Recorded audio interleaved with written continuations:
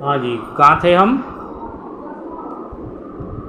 याद दिलाओ जरा, याद दिलाओ कहाँ थे।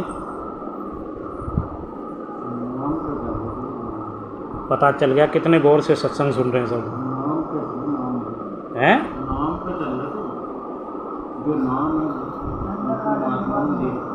हाँ हाँ हाँ, ठीक ठीक ठीक। देखो, शरीर की जो 4 विभाग हैं, 4 भाग, पिंड, अंड, ब्रह्मांड और सचखंड।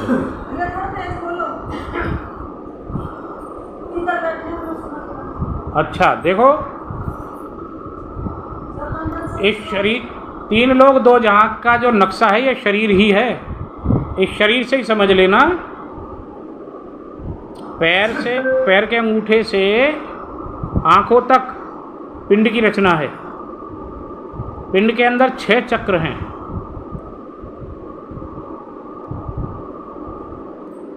मूलाधार चक्र और स्वादिष्टान चक्र, मणिपुर चक्र, हृदय चक्र यानी इसे अनाहत चक्र कहते हैं, और विशुद्ध चक्र, और फिर यहाँ पे ये आँखों को कहते हैं सहस्त्रार्ध कमल। यहाँ तक आपके 6 चक्र हो जाते हैं, 5 फिर आगे ऊपर होते हैं। तो ये पिंडी रचना में आँखों तक आपको आत्मा को, रूह को हमें समेट के भजन बंदगी करके, ख्याल को यहाँ एकाग्रित करके रूह को समेट के आँखों तक लाना पड़ता है। जहाँ पे सहस्त्रार्ध कमल इस आँखों को हम कह रहे हैं, यहाँ पे काल भगवान बैठा है, ज्योत निरंजन जिसे कहते हैं, उसकी रचना यहाँ से शुरू होती है। और ऊपर के मंडलों के जो सारे लोक हैं वो जो सब यहीं से शुरू होते हैं। तो दूसरी रचना यहाँ से यहाँ त्रिकुटी तक, इसे हम अंड की रचना कहेंगे। यहाँ से ब्रह्मांड तक, यहाँ ब्रह्मरंध्र तक, इसे हम कहेंगे ब्रह्मांड।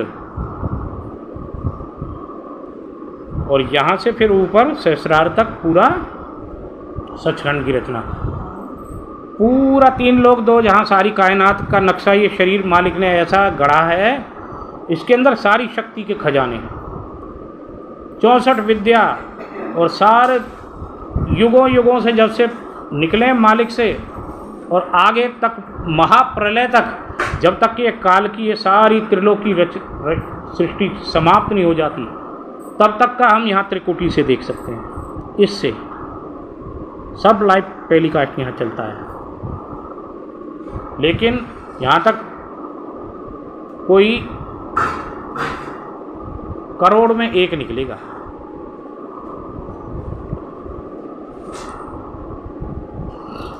जो जिनका ये खुल जाता है, ऐसा तो लाखों में मिल जाएगा, लेकिन जो आगे की भी और चढ़ाई होती है ना, उसे पूरी को तय करना वो कोई करोड़ों में ऐसा होता है। अभी आप हम जितने भी बैठे हैं, आप हम में से तो कोई ऐसा भी नहीं है जिसने अभी पिंड तक खाली कर लिया हो। हमने अपनी रूह को पिंड तक भी नहीं समेटा होगा। अभी जितने बैठे हैं नहीं समेटा होगा भजन बंदगी करके। क्यों? ख्याल ही नहीं लगता। मन तो संसार में फैला हुआ है चारों तरफ, और मन फैला तो ये कहाँ श्रुति को यहाँ टिकने देगा? बिल्कुल नहीं टिकने देगा। अगर श्रुति यहाँ टिकने लग जाए ना, तो कल्प का भजन पलक में ही हो जाता है। हमें कोई स्पेशल भजन बंदगी, स्पेशल बैठने के आसन लगा के बैठने की जरूरत नहीं होती। लेकिन इस मन को संसार से अब हमें हटाना है। जो अपने फर्जों से 69 हो चुके हैं, उनको तो खासतर अब भजन बंदगी में जुट जाना चाहिए। अपने बेटी बेटा ब्याह दिए, ब्याह शादी कर दी, बच्चे सब अपना सेटल हैं। उन सबको, भाई हो चाहे बहन हो, उन सबको चाहिए भजन बंदगी में अपने आप को झोंक दो, आगे की जितनी उम्र बची है। लेकिन हम क्या कर रहे हैं भैया? अभी तो बेटा बेटियों को ही ब्याह शादी करें, अब नाती पोते भी तो हो ही हैं, उन्हें कौन संभालेगा? बहू रोटी ना देगी अगर हम पोता पोती ने ना संभालेंगे। करते रहो फिर तो, इन्हीं में लगे रहो, इन्हें संभालो, फिर इनके ब्याह शादियों में लग जाना, फिर उनको संभालना। मनुष्य जन्म इतना दुर्लभ है, 84 लाख यूनियाँ कष्ट भोग के। चूहे की यूनि का वर्णन सुन लो, जब बिल्ली दांत गाड़ती है कितना कष्ट होता होगा। दांत गाड़ के भी फिर यूं उठा लेती है, दांत गड़े पड़े 4 कीले, और उस पर जब चूहा लटक रहा है उसके शरीर का वजन यूं लटक जाता पूरा, कितना कष्ट हो रहा है उसको। अपने पे घटा के देखो कल्पना में, अगर हमारे यहाँ कोई 4 सूए गाड़ के दबा ले, शेर वेर, कितना कष्ट होगा हमें। तो ये तो कुछ भी नहीं है, ऐसे ऐसे कष्ट 84 में है, 84 लाख यूनियों में ऐसे ऐसे कष्ट होते हैं। अभी माँ बहनें पकौड़ी तल रही हैं, एक छींटे कढ़ाई में से एक छींटा हाथ पे जल जाए, बर्नौल लगाती फिरेंगी। लेकिन वहाँ जब खोलते तेल में फेंका जाएगा, जब कर लेना, संभाल लेना पोता पोतियों को। देखो ब्रह्मा की सृष्टि में हमारा योगदान सिर्फ इतना है, जैसे हमको हमारे माँ बाप ने पाल पनास के बड़ा कर दिया, ऐसे ही हमने अपना बेटी बेटा पाल पनास के बड़ा कर दिए। अब हमें भजन बंदगी में लगना चाहिए। ये बातें कौन कर रहे हैं? भजन बंदगी में लगो। पोता पोती हो गए, वो तुम्हारे बेटा बहुओं का काम है देखना, उनको, तुम्हारा नहीं है। इस मनुष्य जन्म को सफल कर लो। और इससे पहले ही सोधी जाग जाती है। बेटा बेटी अभी नौकरी पे भी नहीं लगे, छोटे छोटे हैं, और तुम्हारी लगन लग गई है मालिक में, तो भजन करो। भजन बंदगी की कोई उम्र नहीं है। ध्रुव प्रहलाद छोटी सी उम्र में ही लग गए थे, मार्कंडेय ऋषि छोटी सी उम्र में ही लग गए थे, बालकनाथ जी महाराज छोटी सी उम्र में लग गए थे, हनुमान जी महाराज छोटी सी उम्र में ही लग गए थे। कितनों का उदाहरण थे। तो इसकी कोई उम्र नहीं होती। लेकिन हम नाती पोतों को भी संभालते हैं, फिर भैया उनका भी ब्याह देख के जाएंगे। अच्छा, उनका भी ब्याह हो गया, अब किसी ने कहा भैया अब तो भजन कर लो।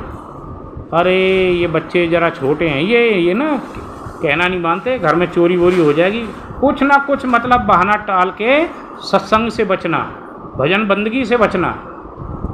परमात्मा जीवन में बहुत बार इशारे देता है कि संभल जाओ संभल जाओ, पर हम नहीं संभलते। क्यों नहीं संभलते? इस मन और माया ने ही हमें घेर रखा है चारों तरफ से। इस मन की चालों को समझो। सारी तरफ ये काल का परवाना है, सारा शरीर, उंगली के नाखून से लेके पैर के नाखूनों से लेके सब, सारी आंखों तक सब काल का परवाना है।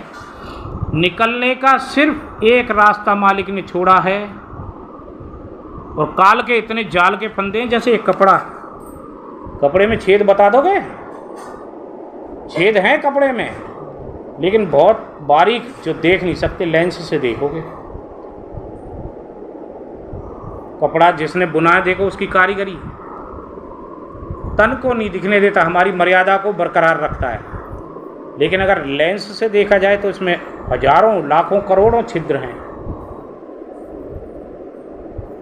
तो ऐसे ही शरीर के अंदर सैकड़ों छिद्र हैं, जिनके अंदर ये बाल उगे हुए हैं, सारे हाथ पैरों में, शरीर में सब बाल हैं। लेकिन मुक्ति का छिद्र एक है। यहाँ के द्वारा ध्यान केंद्रित करने पे उसका पता लगना शुरू होएगा, और जब यहाँ के द्वारा अंदर जाओगे तब उस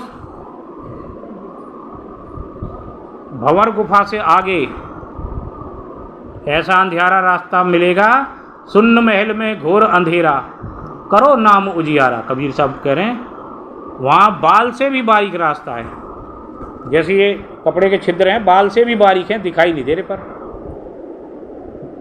लेकिन कपड़े में सैकड़ों हैं, करोड़ों छिद्र हैं। लेकिन यहाँ अपने यहाँ तो निकलने का सिर्फ एक रास्ता बताया संतों ने, वो भी बाल से भी बारीक। वहाँ तक कैसे पहुँचा जाए?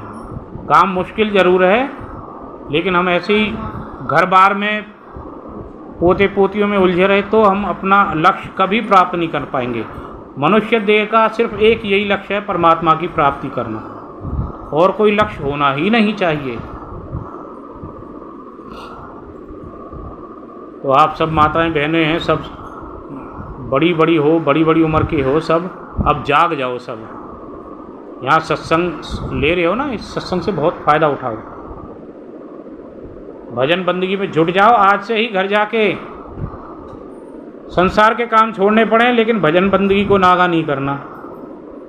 उसके बाद कोई समय हम पे बच रहा है तो संसार का काम कर लो, वरना बहुएं भी फिर रोटी नहीं देंगी। और हमें भजन बंदगी करनी है तो हमें हलाल का ही खाना है।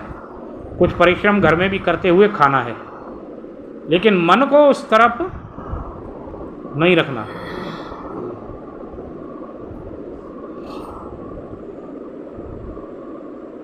किसी इंसान का शब्द खुल गया है ना, वो मालिक के करीब है।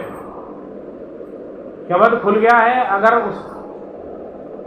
उसकी गोद में आप किसी बच्चे को दे दो, लो भैया ये पोता है तुम्हारा, खिला लो, खिलाओ। सावधान होके खिलाना, अपने ख्याल को यहाँ केंद्रित करके तब उस पोते को खिलाना, वरना आसक्ति उसकी ओर खींचेगी। संसार में सब काम करो, अपने शब्द को सुनते रहो। यहाँ से, यहाँ के द्वारा आएगा, ख्याल को यहाँ टेके रखो, जो कि शब्द अपना धीमा ना पड़े। शब्द धीमा नहीं पड़ना चाहिए। ख्याल को यहाँ टिका के रखो और अपना संसारी काम करो। बच्चे भी खिलाओ, लेकिन ये उनके लिए जिनका शब्द खुल गया, और जिनका भी खुला नहीं है उनको भी यहाँ ध्यान केंद्रित रखना अपना। तब संसारी काम करो, संसारी कार्य में आसक्ति नहीं फंसेगी। वरना अभी यहाँ गेट के बाहर एक सुंदर सा एक छोटा सा पिल्ला ही दिख जाएगा ना, पहले मन करेगा उसे उठा लो, रे सफ़ेद पिल्ला है, उठा के फिर कहोगे पाल लेते हैं, चलो पाल लेते हैं, ठीक है। अब पालने लगे, अब वो पाल रहे हैं तो उसे खेल रहा है आपके साथ, खूब खेल रहा है, चाट रहा है, उछल रहा है, चिपट रहा है, तो आपकी आसक्ति, सावधान हो जाओ, उस पिल्ले की ओर जा रही है।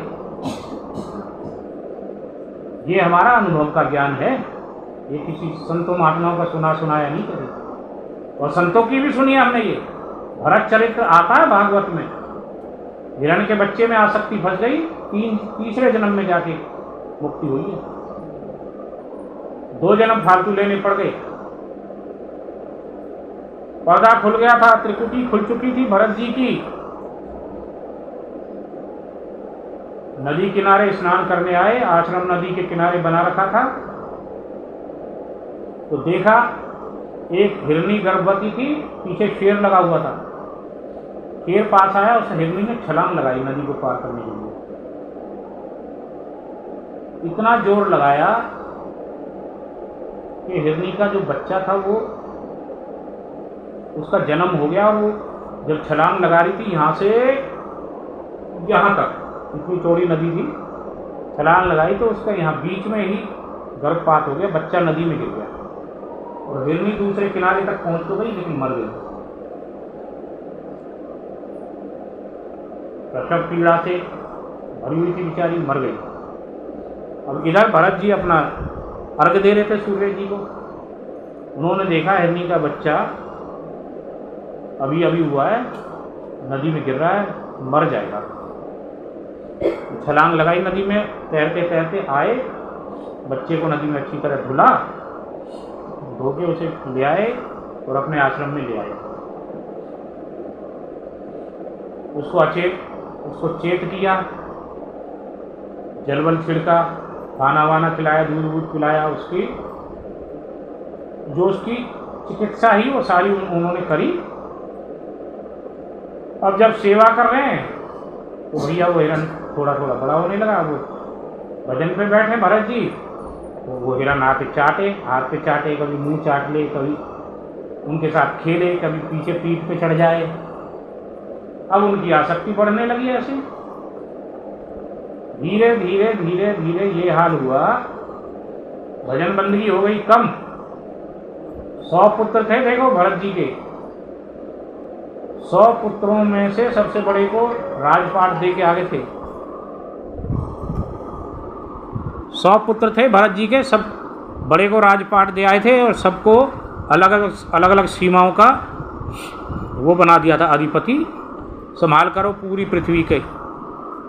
चक्रवर्ती सम्राट थे, तो सभी पुत्र उनके पूरी पृथ्वी के देखरेख के लिए अलग अलग दिशाओं में संलग्न हो गए, लेकिन ये नदी किनारे आश्रम बना के रहने लगे भजन बंदगी के कारण। आसक्ति हिरण के बच्चे में पड़ गई। अब तो भजन पे भी ना बैठा जाए, जब भी भजन करें हिरण का बच्चा सामने। छूट गया भजन, छूट गया भजन बंदगी। फिर क्या, एक दिन हिरणों का झुंड आया, वो हिरणों का बच्चा उस झुंड के साथ चला गया। अब ये ढूंढते फिरे, आए मेरा हिरण का बच्चा कहाँ गया, हिरण का बच्चा गया। जंगल में मारे मारे फिरे उसे ढूंढते। आसक्ति इतनी प्रचंड रूप ले चुकी थी, भजन बंदगी तो एक तरफ हो गई। देखो ये मन की चाल है, समझ लेना। भरत जी जैसे महापुरुष जिनका ये त्रिकुटी खुल चुकी थी, ओम तक की साधना उनकी पूर्ण हो चुकी थी। ओम तक की ध्यान रहे, सिर्फ ओम तक की कह रहा हूँ, उससे आगे की नहीं। तो ओम तक की साधना भी बिरलों को ही मिलती है, किसी को ऐसे नहीं मिल जाती। सारी शक्तियों का मालिक हो जाता है इंसान। तो हिरण को ढूंढते ढूंढते फिरे, आसक्ति इतनी प्रबल थी कि देह छोड़ दी। हिरण को ढूंढते ढूंढते शरीर त्याग दिया। जहाँ आशा तहाँ वासा। इतने बड़े भक्त की भी देखो क्या दुर्दशा हुई। हिरणी के गर्भ में आ गए, हिरण बन के जन्म लिया। हिरण बन के भी सब कुछ याद था, क्यों? ब्रह्मचक्र खुल चुका था, सब कुछ याद था। पिछले जन्म में मैं कैसे कैसे चक्रवर्ती सम्राट था। हिरण की यूनी पाई, हिरण में आसक्ति चली गई, तो वो हिरण की भी यूनी भोगने में कितने साल लगते हैं? हिरण की बहुत लंबी आयु होती है, उसको भोगने में भी कई वर्ष लगे। फिर उसको भोगने के बाद फिर अंगीरा गोत्री के वंश में जन्म हुआ। ब्रह्मा जी के 10 पुत्र हैं ना, जिनसे ये सारी सृष्टि चली है, ये सारी त्रिलोकी। 10 पुत्र कौन कौन से ब्रह्मा जी के? मरीचि, जिनसे चला सूर्यवंश। वशिष्ठ, जिनसे चला ये वशिष्ठ जी वाला वंश, वशिष्ठ जी वाला या पराशर वाला, और ये सुखदेव वाला, और ये वेद व्यास वाला, ये सारे जो जातियाँ, ये गोत्र, ये सब चले हुए हैं, ये वशिष्ठ जी के वंश चले। तीसरा हुआ भृगुवंश। भृगुवंश के भी ब्राह्मण हैं, गौड़ ब्राह्मण वगैरह जो होते हैं ना, ये भृगुवंशी होते हैं। भृगु वही हैं जिन्होंने विष्णु जी के लात मारी थी। चौथे हैं अत्रि ऋषि। क्या करें?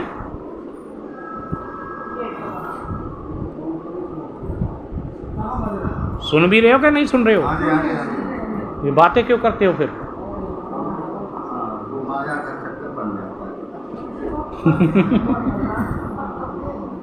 कौन कौन से ऋषि की बात बताइए, अभी बताओ जरा, देखें जरा ध्यान कहाँ है, बताना जरा।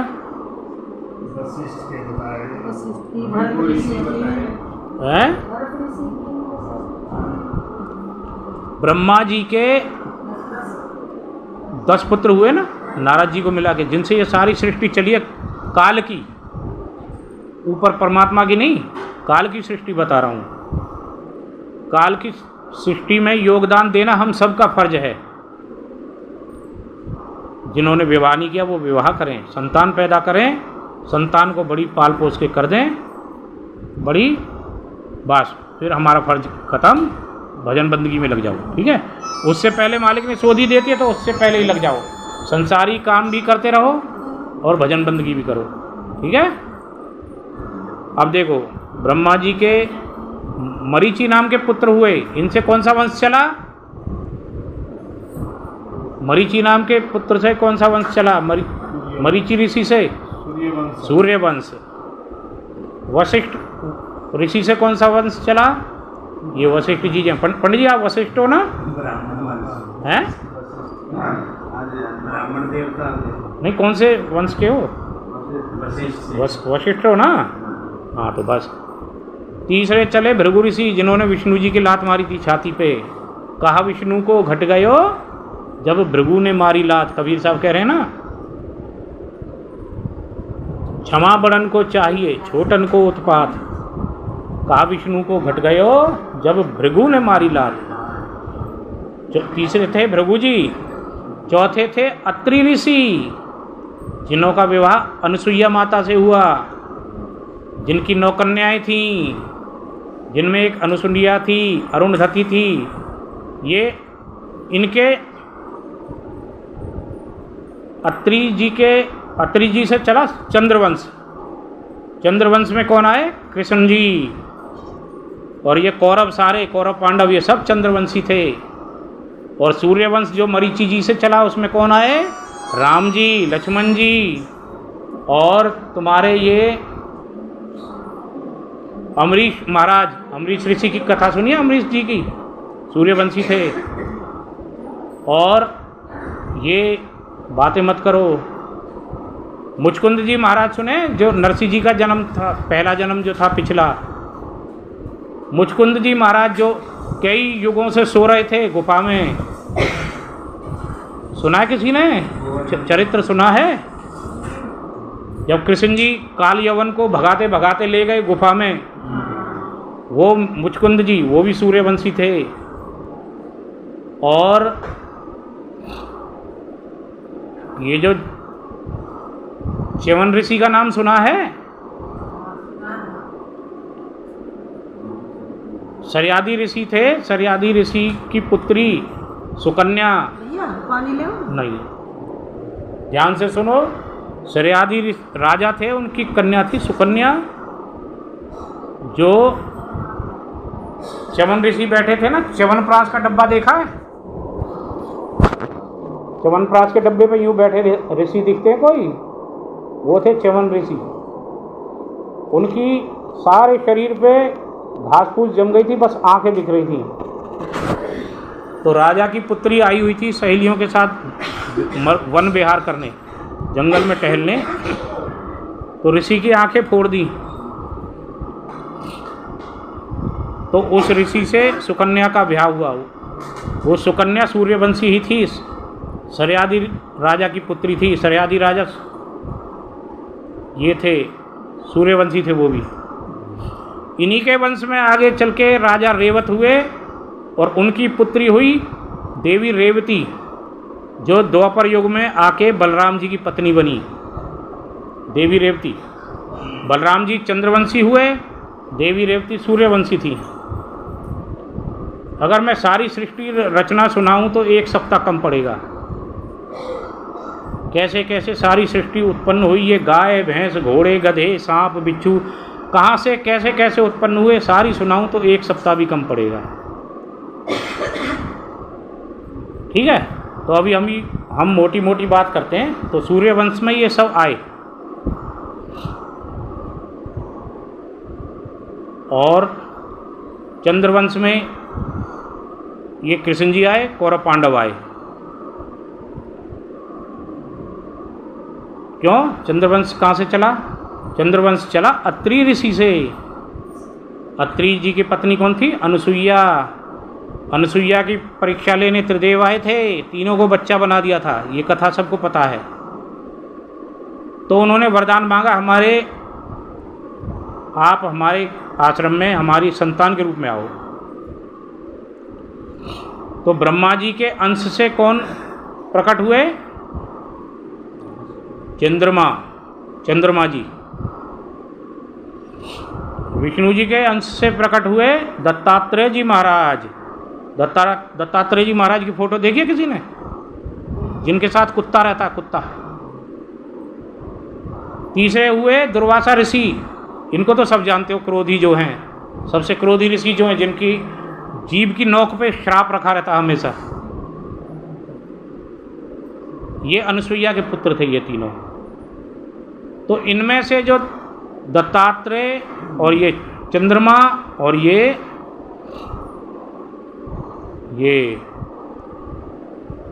कौन से ऋषि बताया भी, क्रोधी नाम भूल गया, दुर्वासा ऋषि। तो ये तीनों संतान थी अत्रि ऋषि की और अनुसुईया माता की। तो अनुसुईया माता के जो ये चंद्रमा नाम के पुत्र थे, इनसे चला है चंद्रवंश। बहुत लंबी कथा है, बस लास्ट में जाके ख़त्म करते हैं। चंद्रवंश में सूरसेन महाराज हुए, सूरसेन के वासुदेव हुए, वासुदेव जी के कृष्ण हुए, कृष्ण जी के प्रद्युम्न हुए, प्रद्युम्न के अनिरुद्ध हुए। ठीक है। और उधर ये छोटे चंद्र जी के चंद्रवंश में आगे चल के पांच पुत्र हुए थे। ये सबसे छोटे का नाम यदु था, जिनसे चला यदुवंश। सबसे बड़े का नाम कुरु था, उनसे चला कुरुवंश।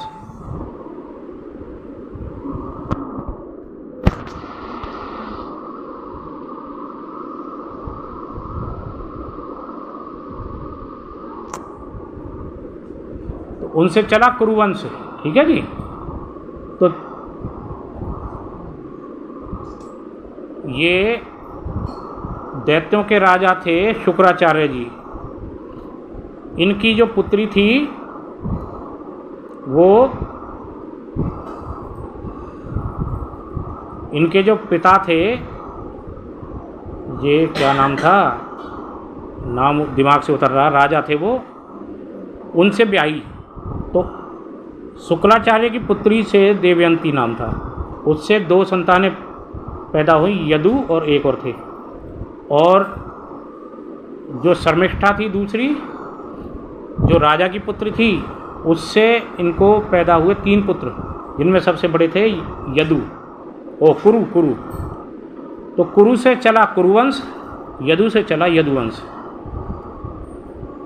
तो शुक्राचार्य जी ने इनको श्राप दे दिया कि राजा को, इनके पिता को, यदु और कुरु के, कि तू बूढ़ा हो जाएगा।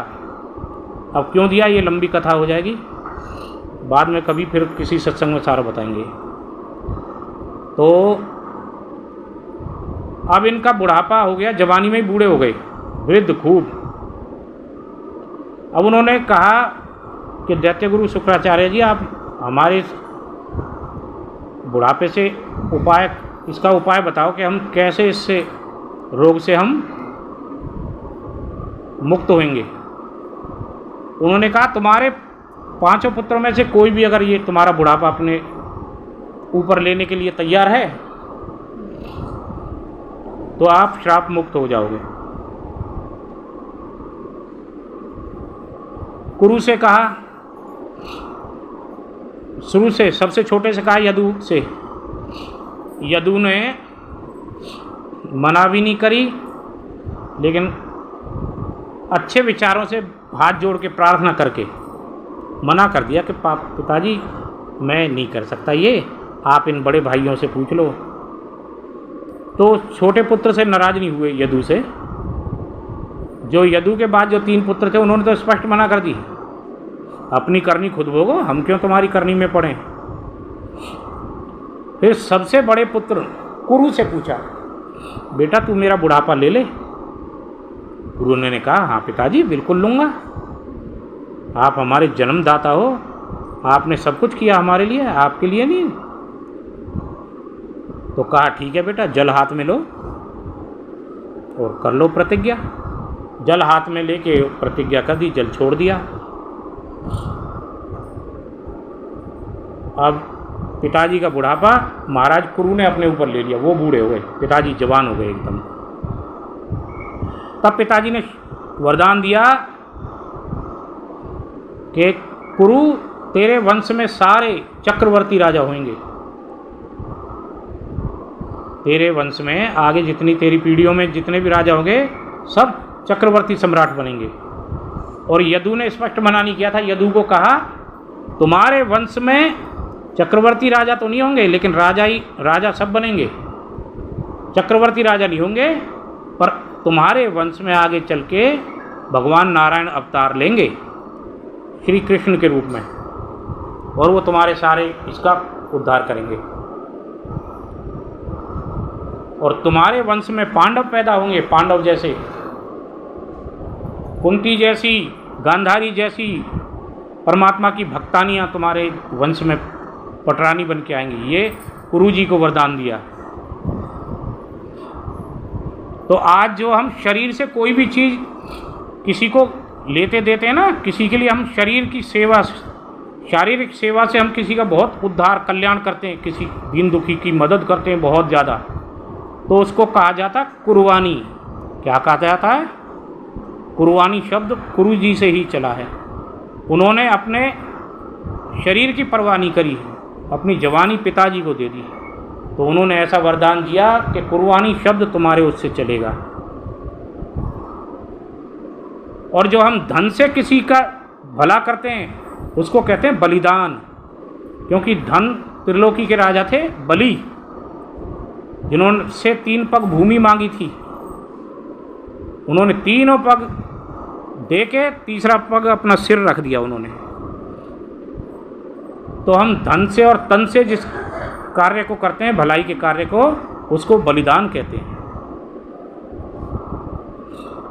तो कुर्बानी और बलिदान में ये फर्क है। तन की सेवा को कुर्बानी और तन और मन की सेवा को बलिदान कहते हैं। तो इस चीज़ को याद रखो। अब सूर्यवंश में कौन कौन हुए वो बाद की बात है। अभी हम चल रहे थे, कहाँ थे? इन 9 ऋषियों से 10 ऋषि थे ब्रह्मा जी के पुत्र, जिनमें से 10वें तो कुंवारे रह गए नारद जी, उन्होंने विवाह नहीं किया। बच गए 9 जो थे वो कर्दम ऋषि थे, उनकी 9 कन्याएं थीं। कर्दम ऋषि मनु जी के जमाई थे। मनु पुत्री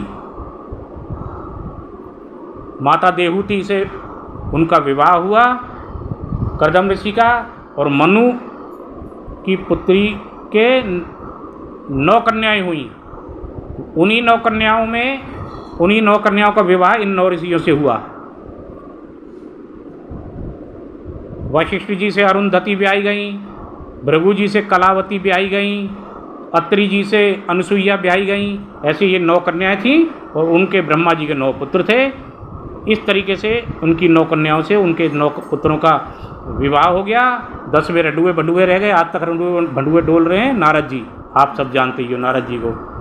तो इन्हीं 9 ऋषियों से सारे गोत्र चले और आगे मनु जी पैदा हुए, तो मनु से चले वर्ण, पहले गोत्र चले थे। आज भी विवाह हम किसी बेटा बेटियों का करते हैं तो पहले गोत्र देखे जाते हैं। फिर मनु जी से वर्ण चले। मनु जी ने 4 वर्णों की रचना करी, ब्राह्मण, क्षत्रिय, शूद्र, वैश्य। अब इनको शरीर के तौर पे देखेंगे। सिर की उपाधि दी गई ब्राह्मणों को, भुजाओं की उपाधि दी गई क्षत्रियों को। क्षत्रियों का काम है क्षत्रियों का लड़ाई झगड़ा करना, युद्ध करना, तो भुजाओं से ही तो युद्ध होता है। भुजाओं की संज्ञा दी गई क्षत्रियों को। पेट वैष्णवों का काम है, क्यों? विष्णु जी का वास यहीं पेट में ही है, नाभि में। और शूद्र का काम है सेवकों का। भले ही ब्राह्मण होते हुए भी कोई अगर सेवा कर रहा है ना, वो शूद्र है। अब पंडित जी हमारे साथ संगत की सेवा करें तो शूद्र हैं वो। और ये शूद्र कोई बुरी बात नहीं है, शूद्रपना नहीं है ये तो 4 वर्ण हैं। शूद्र को हीन दृष्टि से क्यों देखना भाई? ये तो 4 वर्ण हैं। जैसे अगर शूद्र से ही हीनता करनी है तो अपने पैरों को तोड़ के फेंको पहले कहीं, ये पैर हैं शूद्र, क्योंकि मनु जी ने तो पैरों की संज्ञा शूद्र को दी है। पेट की विष्णु जी को, भुजाओं को क्षत्रिय की और सिर को ब्राह्मणों की। इसलिए किसी भी वर्ण से और किसी भी जाति से घृणा नहीं करनी है। घृणा तो किसी से नहीं करनी, और जाति से भी किसी से घृणा नहीं करनी है। घृणा करनी है तो जीव के कर्मों से करो कि भाई ये तेरे कर्म अच्छे नहीं हैं, इन कर्मों को सुधारो। आपके सामने कोई बकरा काट के और उसे पकाने की तैयारी कर रहा है, टोको उसे, ये कार्य अच्छा नहीं है, ये कर्म तुझे नरकों की सैर करवाएगा कई हजार लाख वर्षों तक। कोई दारू पी के नाली में पड़ा है, उसे समझाओ। कोई माता बहनों की तरफ बुरी नज़र डाल रहा है, उसे समझाओ। कोई माता बहनें भी कोई पुरुष भाइयों पे बुरी नज़र डाल रही है, उन्हें भी समझाओ। बुरा कर्म बुरा ही है। बुरा कर्म करता हुआ कोई भी दिखे उसे टोको सब, ये हम सब का फर्ज बनता है। इसलिए बुराइयों से बचना है। बुरे कर्म वाले से नफरत करनी है, और नफरत उससे जब तक मत करो जब तक वो नहीं मानता।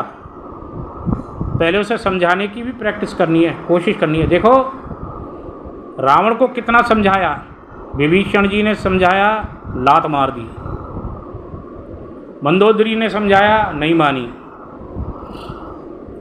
सेना लंका के द्वार तक आ गई, फिर भी राम जी कहते हैं एक मौका और देते हैं। अंगद को शांति दूत बना के भेजा, है ना। एक हद तक उसको, दुष्ट जीव को समझाने की कोशिश करो, क्यों, उसके अंदर भी परमात्मा का अंश है। फिर भी अगर ना, अब वो ना माने तो फिर भैया अब तुम कहोगे फिर रावण को भी क्यों मारा, उसमें परमात्मा का अंश है। तो भैया जब एक परमात्मा का अंश हजारों परमात्माओं के अंशों को कष्ट देने की कगार पे आ गया है, तो उस एक को ही ख़त्म करना अच्छा है। ये धर्म है, इसको अधर्म नहीं समझा जाएगा। राम अवतार में तो अंगद जी को भेजा था शांति दूत बना के, कृष्ण अवतार में तो खुद गए थे, शांति दूत बन के गए थे। पता है सबको कि नहीं पता है? कि हाँ करो, पता है ना, खुद गए थे कृष्ण जी शांति दूत बन के।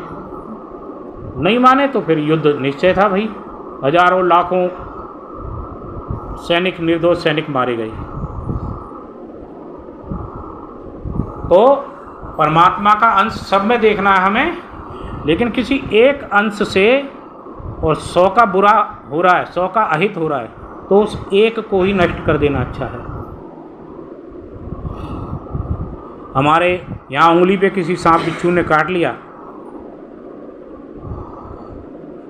और डॉक्टर कहता है भैया सारे शरीर को मरना पड़ेगा, इससे अच्छा एक उंगली को ही काट लो जल्दी फटाफट।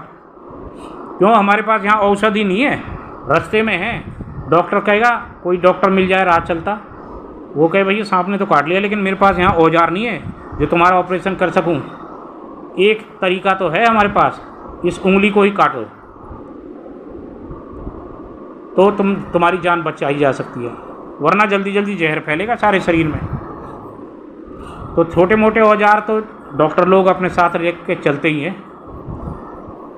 जैसे बिजली वाला है, यहाँ पे ट्रैक्टर पेचकस उसके हमेशा लगा रहेगा और जेब में टेप रहेगी, छोटा मोटा औजार रहता है सबका। ऐसे डॉक्टरों के पास फटाफट वो उंगली काट देगा तो पूरे शरीर की जान बच जाएगी एक उंगली के काटने से। ऐसे ही समाज में अगर कोई ऐसा व्यक्ति है जो समझाने से नहीं मान रहा, तो कानून का फर्ज बनता है कि कानून उसे सजा दे।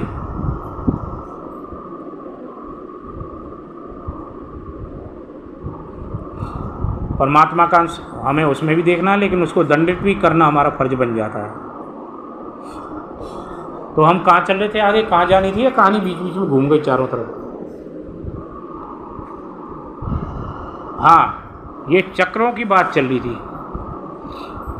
देवी देवताओं की भक्ति आपको आंखों से नीचे तक मिलेगी, कर लो किसी भी देवी देवताओं की, पर हमेशा के लिए मुक्ति नहीं मिलेगी, कुछ समय तक की। जिस देवी देवता की भक्ति कर रहे हो उसके वहाँ की जितनी आयु उतनी आपको मुक्ति मिल जाएगी, उनके लोकों में चले जाओगे, आओगे फिर धरती पे ही फिर से मनुष्य का जन्म मिलेगा।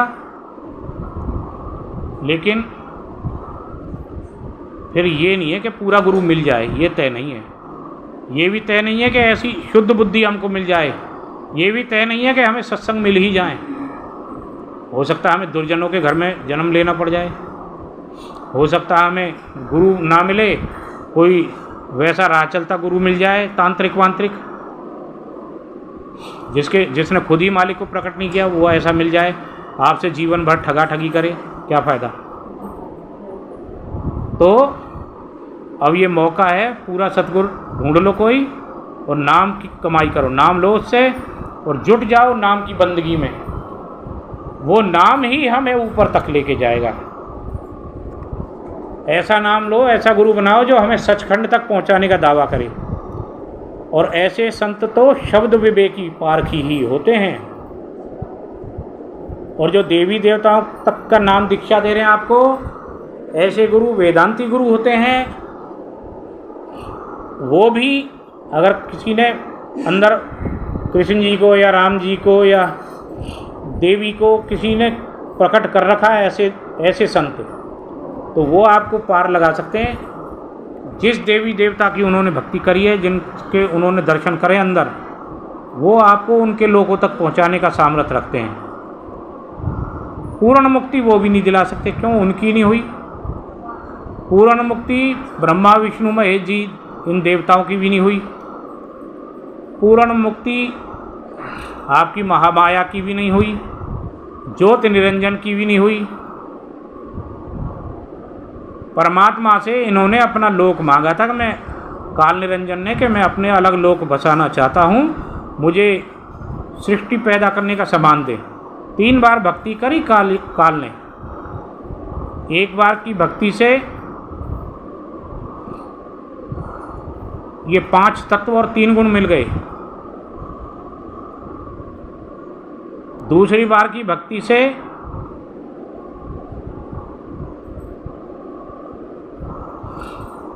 इसे ये त्रिलोकी बनाने का सामान मिल गया। ये जो त्रिलोकी बनाई है ना, ये पृथ्वी है, नीचे 7 लोक हैं, अतल वितल सुतल रसातल तलातल महातल और पाताल। नीचे की ओर ये 7, 14 भुवन कहते हो ना आप, 14 भुवन ये हैं। नीचे 7, ऊपर पृथ्वी को मिला के भू भुवा स्वाहा महा जन तप और सत, ये 7 ये ऊपर 14 हो गए। इससे भी ऊपर 7 होते हैं। ब्रह्मा जी का लोक, इंद्र का लोक, महाइंद्र का लोक, ब्रह्मा जी का लोक, विष्णु जी का लोक, फिर शिव जी का लोक, फिर शेरा वाली माता का लोक, फिर ज्योति निरंजन का लोक। यहाँ तक आ जाती है ये सारी कायनात पैर के अंगूठे से यहाँ तक। और असली भक्ति यहाँ से शुरू होती है ऊपर की, जो वेदांती संतों के पास नहीं होती। वेदांतियों की चढ़ाई यहाँ तक है, बस त्रिकुटी तक। उसके बाद नीचे ही विष्णु जी यहाँ हैं, शिव जी यहाँ हैं, इंद्रिय चक्र में जहाँ हम पेशाब वगैरह करते हैं वहाँ से ब्रह्मा जी का वास है। मूलाधार चक्र में, गुदा चक्र में जहाँ हम सवेरे सवेरे निबटने जाते हैं वहाँ गणेश जी का स्थान है। ये सब आंखों से नीचे नीचे पिंड के अंदर हैं। और हमें पिंड में ना रहते हुए पिंड से अंड में आना है, यहाँ से यहाँ तक। अंड से ब्रह्मांड में आना है, ब्रह्मांड से सचखंड में आना है। बताओ, वेदांती संत आप कहते हो ना, भक्ति किसी की भी कर लो, ठीक है, सबकी भक्ति अपनी अपनी योग्यता और अपने अपने सामर्थ्य के अनुसार फल देगी। लेकिन पूर्ण परमात्मा की भक्ति जो परम संतों ने की है, जैसे ये सारे बोर्ड पे जितने भी संत बैठे हैं, ये सब परम संत हैं। देख लो, इनकी फोटो निहार लो, आंखों में बसा लो। मस्ताना जी की भी फोटो लग रही है। अगर कोई धन सदगुरु वाले हैं तो उनके राम रहीम जी की और सतनाम जी की तो फोटो नहीं है इसमें, लेकिन उनके परदादा गुरु मस्ताना जी की फोटो है इसमें। ये सारे परम संतों को आंखों में बसा लो और आंखों में बसा के ही लेके जाना यहाँ सत्संग से। ये परम संत हैं, इनका मार्ग यहाँ से शुरू होके ऊपर तक खत्म होता है। वेदांतियों का मार्ग नीचे से शुरू होके यहाँ आंखों तक खत्म होता है। अब आप समझ लो कहाँ तक की भक्ति करनी है। पैर के अंगूठे से यहाँ तक की भक्ति करोगे, पूर्ण मुक्ति नहीं है। कुछ हजार लाख वर्षों तक वैकुंठ चले जाओगे। शेरावाली की भक्ति करिए, शेरावाली के लोक में चले जाओगे। ब्रह्मा जी की भक्ति करिए, ब्रह्मलोक में चले जाओगे। कृष्ण जी की भक्ति करिए, गोलोक में चले जाओगे। राम जी की भक्ति करिए तो साकेत धाम चले जाओगे। विष्णु जी की भक्ति करिए, वैकुंठ धाम चले जाओगे। शिव जी की भक्ति करिए, कैलाश लोक चले जाओगे। वो भी, इनकी भी भक्ति, वो भी ऐसी प्रचंड भक्ति, अपना आपा मार के रहनी करनी अपनी अच्छी बना के, शुद्ध वचन, मन वचन कर्म से पवित्र होकर इनकी भी भक्ति मिलती है। ऐसे नहीं मिल जाती इनकी भक्ति भी कि करा हमने अगरबत्ती जला दी, धूप जला दिया और रख दिया उनकी देवी देवताओं की फोटो के आगे, और दिन भर मोबाइल में लग रहे हैं और फिल्में सुन रहे हैं, नाटक देख रहे हैं और अपना दांत फाड़ रहे हैं घरों में, ऐसे भक्ति नहीं होती। ये अपना समय खराब कर रहे हो। आपके देवी देवताओं के पास भी वो सामर्थ्य तो है कि आपके मनोभाव को वो जान रहे हैं, आपकी भक्ति किस लेवल तक की है। बिना सतगुरु सतनाम नहीं, बिना वो भक्ति नहीं बिन भाव, ध्यान रखना। बिना सतगुरु सतनाम नहीं, भक्ति नहीं बिन भाव, शब्द बिना साधु नहीं, द्रव्य बिना नहीं शाह। सत्संग फरमाने का हुक्म भी उसी को है जिसका शब्द खुल चुका है। ऐसा ही कोई संत भगत सत्संग फरमाए तो फलदायी है। हर कोई सत्संग फरमाने की परमिशन नहीं है किसी को भी। कबीर साहब कह रहे हैं शब्द बिना साधु नहीं, तो जिसका शब्द खुला है वो ही साधु है, वो ही आपको सत्संग देने का अधिकारी है, बाकी नहीं। जिस प्रकार द्रव्य बिना नहीं शाह, सतगुरु बिना सतनाम नहीं, पूर्ण सतगुरु नहीं मिला तो सतनाम आपको कैसे मिलेगा। और भक्ति नहीं बिन भाव, बिना भाव के खाली अगरबत्ती धूपबत्ती जलाने से भक्ति नहीं होगी आपको। कितने भी 9 दिन तक बिना पानी के भी रह लो तो भी आपकी भक्ति सफल नहीं होगी, सफल नहीं होगी। कहीं आप सोच रहे हो नौ दुर्गों का व्रत रख लिया हमने, माया को मना लिया और माया मान गई, कुछ नहीं मिलने वाला। मन को मार के बैठना है। 24 घंटा ज्योत के आगे जो ज्योत जलाते हो ना, प्रचंड ज्योत, वो प्रचंड ज्योत जो घरों में जलाते हो ना, वो ज्वाला जी की देख रेख है। ज्वाला जी कैसे प्रकट हुई? ध्यानु भगत जब जा रहे थे वैष्णो देवी, अकबर ने अड़चने अड़ाई थी, उस ज्योत को बुझाने की कोशिश करी, नदी बहवा दी, पानी ऊपर से, ज्योत नहीं बुझी। लोहे के तवे चढ़वा दिए, लोहे के तवों को फाड़ के ज्योत निकल गई। घोड़े को जिंदा काट दिया बीच में से, कहता तेरी माता अगर है तो इस घोड़े को जिंदा करके दिखा।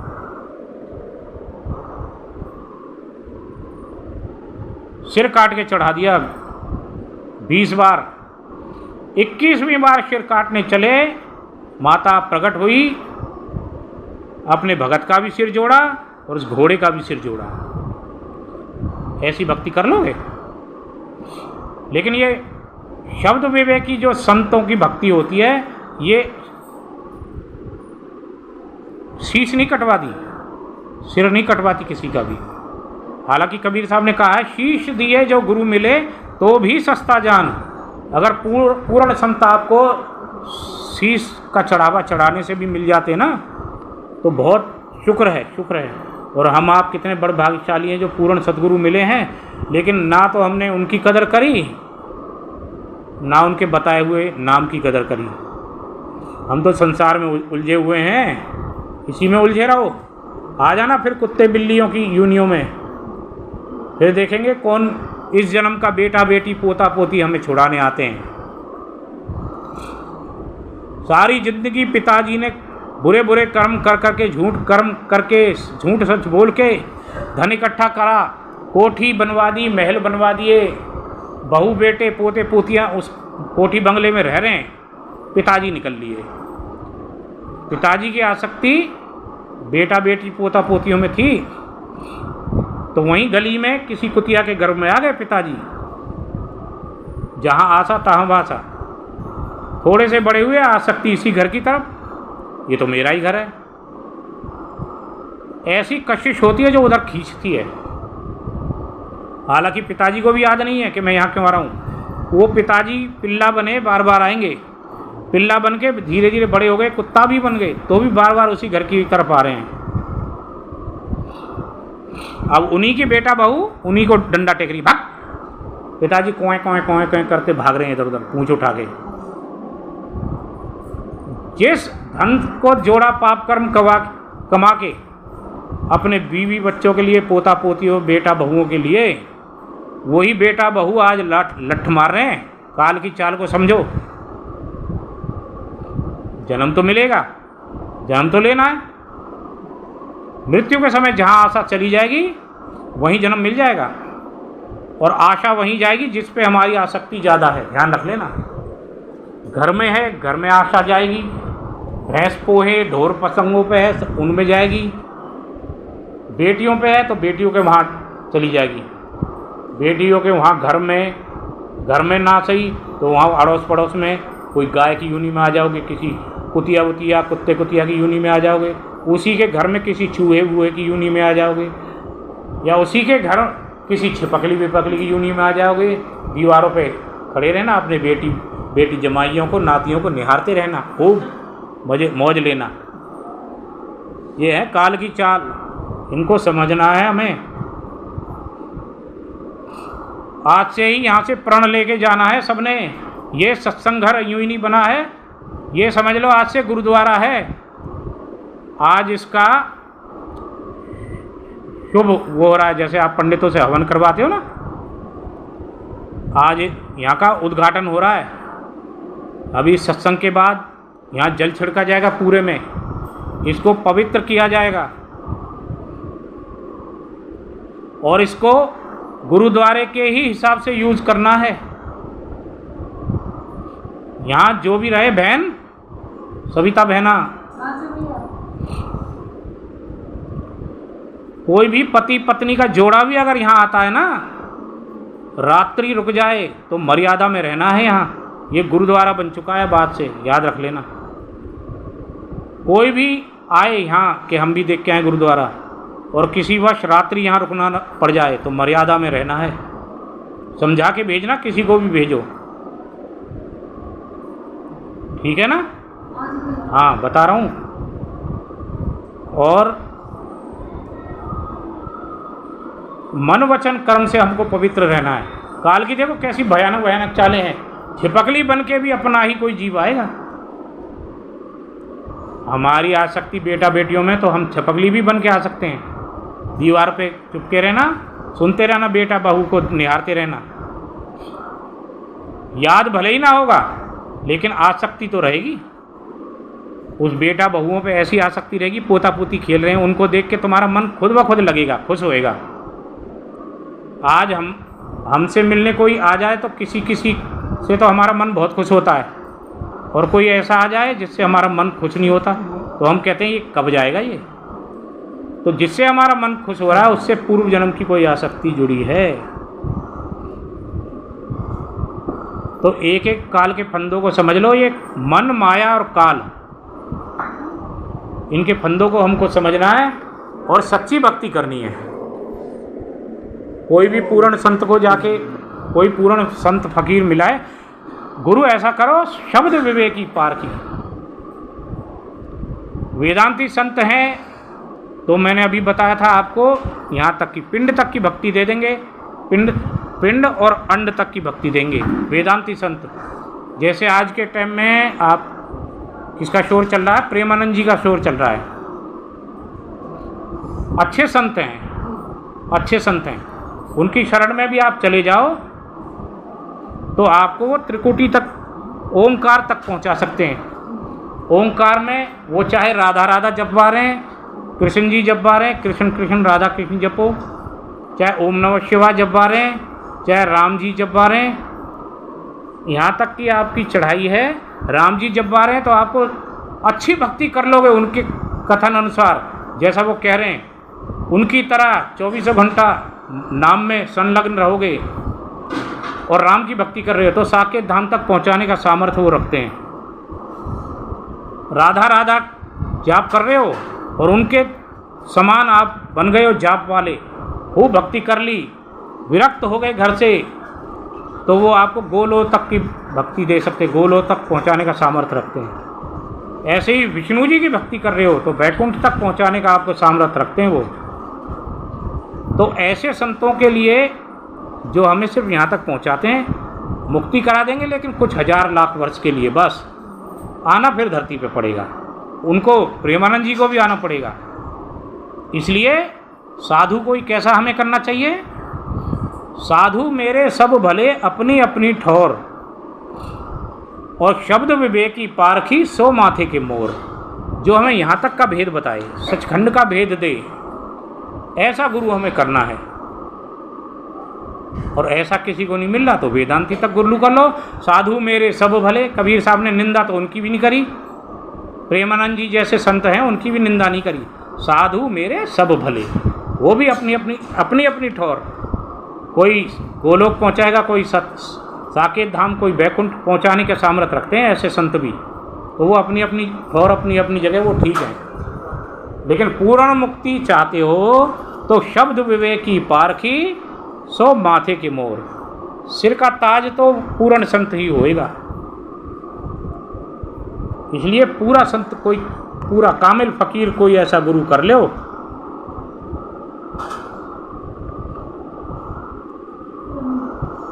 धन सतगुरु वाले जितने हो आप, मस्ताना जी का ध्यान करके नाम की कमाई करा करो। और ये जितने ये संतों की फोटो लगी है इनको आंखों में बसा के ले जाना। ये सब फोटो हमने ऐसे ही नहीं लगवा दी, इन फोटो से परमात्मा नहीं मिल रहा, पर आप सबकी भक्ति सरल करने के लिए ये फोटोएं लगवाई हैं हमने। गुरुद्वारों में भी, मंदिरों में भी मूर्तियां, फोटो इसीलिए होते हैं। बाकी इतना ही काम करेंगे वो, ये नहीं कि मूर्तियां फोटो आपका उद्धार कर देंगे, नहीं, उद्धार नहीं करेंगे। सिर्फ इनको आंखों में बसा के ले जाओ, इनका ध्यान करो और अपना सुमिरन करते रहो। धीरे धीरे रूह सिमटेगी शरीर में से। फोटो और मूर्तियों का इतना ही फायदा है, इससे ज़्यादा नहीं है। अगरबत्ती, धूप बत्तियों का भी इतना ही फायदा है कि माहौल को खुशबूमय कर देती हैं। ये नहीं कि तुम्हें परमात्मा से मिला देंगी अगरबत्ती धूप बत्ती, ना। परमात्मा से मिलाना होता तो धूप बत्ती अगरबत्ती की फैक्ट्री में ही जाके बैठ जाता परमात्मा, तो यहाँ थोड़ी होता छोटी सी अगरबत्ती के लिए। तो सब चीज़ों को हमें समझ के चलना है।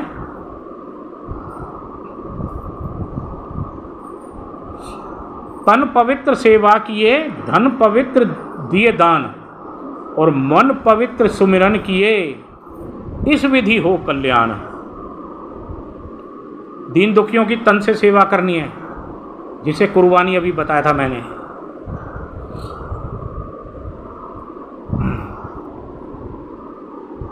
धन पवित्र दिए दान, दान कैसा करना है? दीन दुखियों को दान करना है, लेकिन कर्ता का भाव रख के नहीं करना।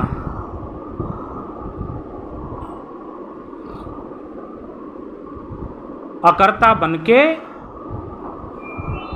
अपना, पहले अपना आपा गुरु को समर्पित करना है, सरेंडर कर देना है, और फिर वो दान आंखें नीचे करके, अपने आप को नीचा मान के, और सतगुरु का ध्यान करके कि हे सतगुरु, तू ही देने वाला है, तू ही लेने वाला है, ये मैं नहीं कर रहा, मैं तो आपका प्रतिनिधि हूँ, मुझे तो आपने इस सेवा के लिए भेजा है, इसमें मेरी कोई बड़ाई नहीं, अपने गुरु की और परमात्मा की बड़ाई करना है।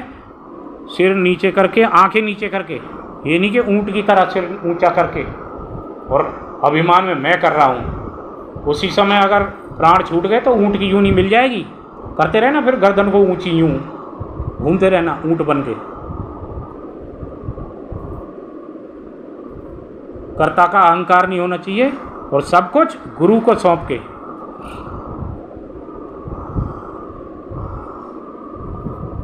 गुरु बिन माला फेरते, गुरु बिन करते दान, गुरु बिन सब निष्फल गया, पूछो वेद पुराण। अब भैया किसी के गुरु चोला छोड़ जाए फिर वो दान ना करे क्या? तो उस स्थिति में ये सारा चीज़ बता रहे हैं। सतगुरु का ध्यान करो, नाम जपते जपते आंखें नीचे करके, सतगुरु आप ही हो सब कुछ करने वाले, मैं कुछ नहीं, तब दान करना है। तीनों में, तन की सेवा में भी, धन की सेवा में, अब है मन की सेवा। मन पवित्र सुमिरन किए, इस विधि हो कल्याण। सुमिरन करने से पहले भी गुरु को यहाँ बिठाना है। पहले अपना गुरु जो देव स्वरूप, जिस स्वरूप ने नाम दिया है, पहले उसकी छवि बनाओ, फिर नाम जाप करो। धीरे धीरे कुछ दिनों में ही वो गुरु का जो स्थूल स्वरूप है वो हटता चला जाएगा, और गुरु का जो शब्द स्वरूप है,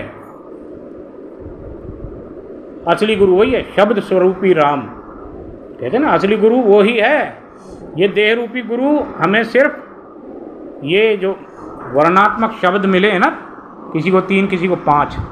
इनको देने के लिए और इनको जपवाने के लिए और इनके जपवाने की विधि, मन वचन कर्म से हमें कैसे पवित्र रहना है, ये सब बता के ये देह गुरु का कार्य समाप्त हो जाता है। अब हम सारी जिंदगी देह गुरु का ही दर्शन करेंगे, यहाँ पे उन्हीं की छवि बनाते रहेंगे आंख बंद करके, तो वो ठीक नहीं है,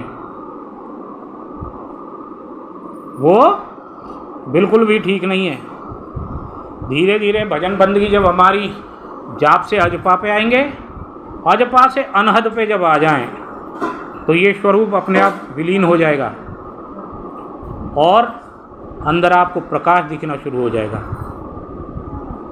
श्रुति खुलने लग जाएगी, श्रुति के कान बनेंगे, अंदर धुन सुनाई देगी आपको। उस धुन को पकड़ के वहाँ से आपको शब्द स्वरूपी राम मिलना शुरू हो जाता है। फिर आप शब्द स्वरूपी राम से जुड़ गए। और हम देह गुरु को ही दर्शन करते रहे सारा जीवन, तो वो ठीक नहीं है।